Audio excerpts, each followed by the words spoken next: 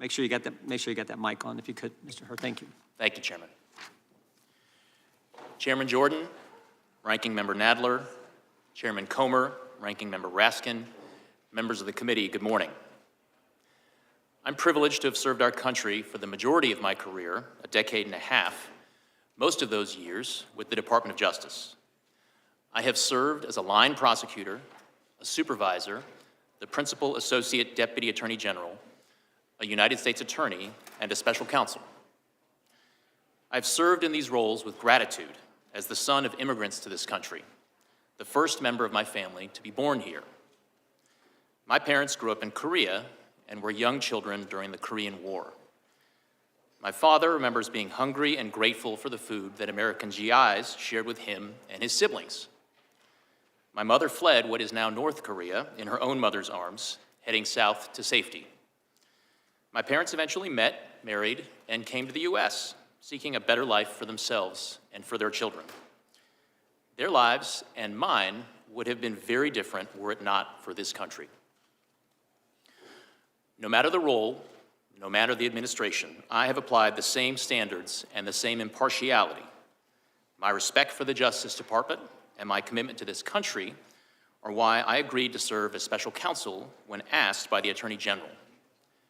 I resolved to do the work as I did all my work for the department, fairly, thoroughly, and professionally, with close attention to the policies and practices that govern department prosecutors.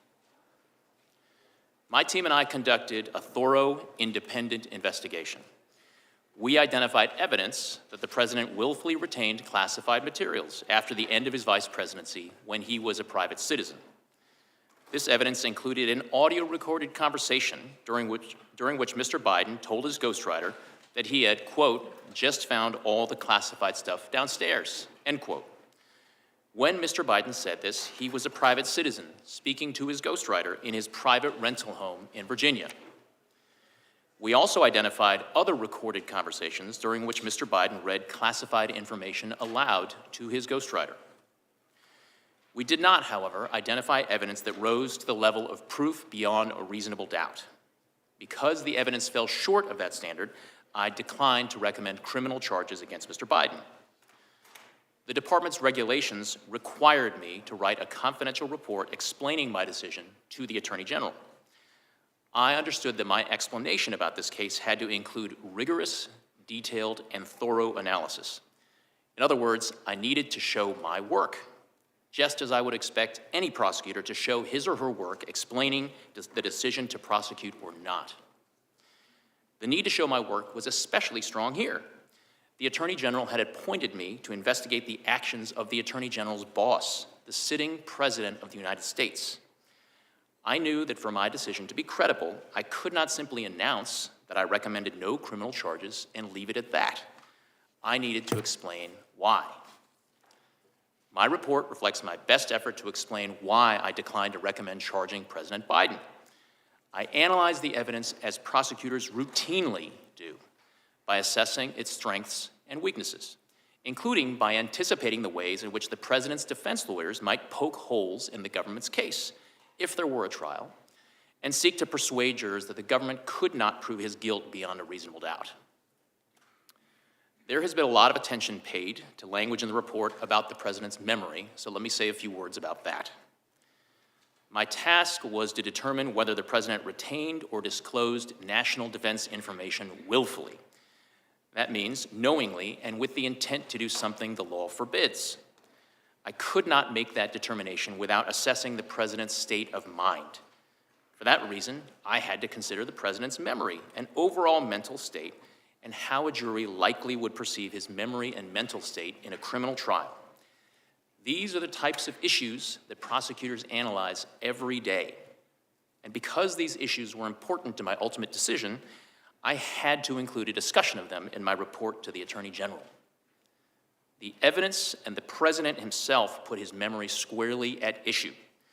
We interviewed the president and asked him about his recorded statement, quote, I just found all the classified stuff downstairs, end quote.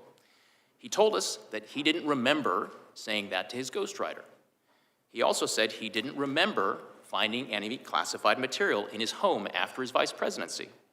and he didn't remember anything about how classified documents about Afghanistan made their way into his garage. My assessment in the report about the relevance of the president's memory was necessary and accurate and fair. Most importantly, what I wrote is what I believe the evidence shows and what I expect jurors would perceive and believe. I did not sanitize my explanation, nor did I disparage the president unfairly. I explained to the Attorney General my decision and the reasons for it. That's what I was required to do. I took the same approach when I compared the evidence regarding President Biden to the department's allegations against former President Trump. There, too, I called it like I saw it. As a prosecutor, I had to consider relevant precedents and to explain why different facts justify different outcomes. That is what I did in my report. I'm confident the analysis set forth in chapters 11, 12, and 13 of my report provides a thorough evaluation and explanation of the evidence, and I encourage everyone to read it to inform their opinions of the report. Prosecutors rarely write public reports or testify about their investigations. That is the Justice Department's long-standing policy, and it protects important interests.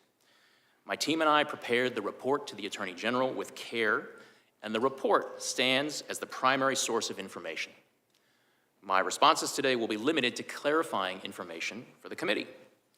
I will refrain from speculating or commenting on areas outside the scope of the investigation, nor will I discuss what investigative steps we did or did not take beyond what's in the report. In conclusion, I want to express my heartfelt thanks to the attorneys, agents, analysts, and professional staff who helped us do our work fairly, thoroughly, and independently. I am grateful and privileged to have served with them. I single out for particular thanks Deputy Special Counsel Mark Crickbaum, a former United States Attorney himself, who brought great wisdom, skill, and judgment to our task. Thank you. I welcome your questions. Thank you.